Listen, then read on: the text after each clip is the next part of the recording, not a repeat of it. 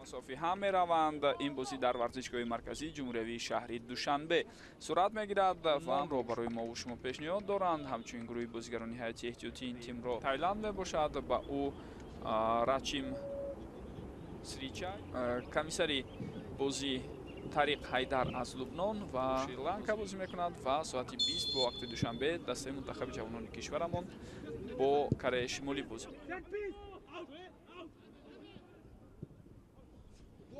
ارسال نوبتی تو و نهایتاً حساب شده می شود. کناری چپ خالی گذاشته شده بود.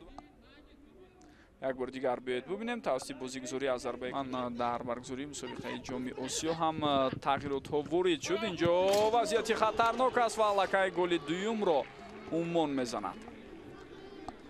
یک بار دیگر بیاید ببینیم گزارشی بسیار خوب از کناری چپ و پای نمیبریم.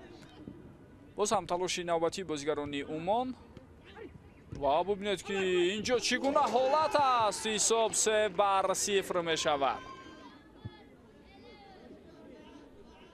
یک بار دیگر می توانید حالت را ببینید. دفاعگرانی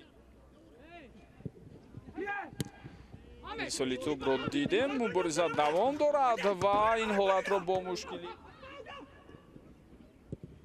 اکنون کاپیتان تیم ملی عمان اینجا ارسال توپ را انجام میدهد و حساب 4-0 می شود. به هدف میرسانند و این گل ها از سوی یوسف علی.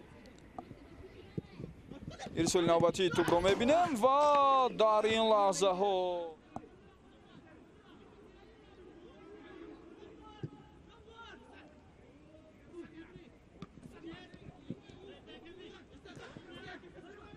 اینجا یک بار دیگر فرصت برای بازیگرانی عمان پیدا می شود و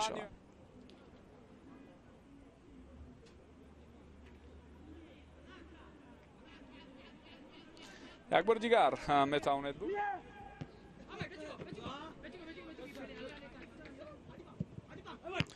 ضربه نوبتی بسیار هم خطرناک و این حالت رو دروازه‌بان احمد شریف آن بازی رو هم البته ما در پخش مستقیم نشان میدیم، اما مخلصان و علاقمندان فوتبال اگر به میدان بیایند و تیم ملی فرصت نوبتی برای بازیگران دسته‌اش رو زده میتواند یا نه. کوشش یکمی و نتیجه نداد، اما هم دسته دیگرش بلند میشود. بازی بین دسته های عمان و سريلانكا در دور سوم مرحله انتخابی جام آسیا